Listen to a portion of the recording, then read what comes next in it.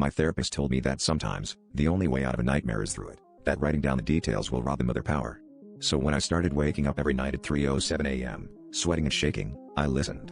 I wrote down everything, the endless black corridor, the scuttling sounds behind the walls, and the creature with eyes like shattered mirrors.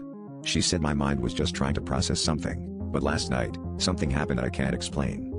After scribbling down the latest details, desperate for sleep, I left the notebook open on my nightstand. My bedside lamp flickered, and I caught a glimpse of movement near the edge of my vision, a slithering shadow, too elongated to be human. I told myself it was just exhaustion playing tricks, but when I looked back, there were damp fingerprints smudged across the margins of the page. My window was shut tight, the room still, but I could hear faint scratching, like claws tapping out a rhythm I almost recognized. In the morning, I found something new in my notes. Under the last sentence I had written, "It knows my name now." There was a signature, jagged and sprawling, in thick black ink that I definitely hadn't left there.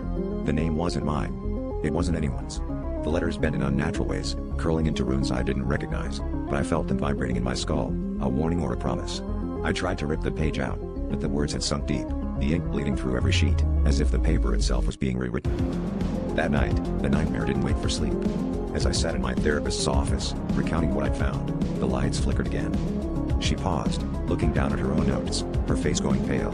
She turned the paper to face me, and there it was, the same signature, still wet, starting to drip onto the floor. Behind her, the wall began to ripple, and a creature from my dreams leaned through, its eyes reflecting every word I'd ever written.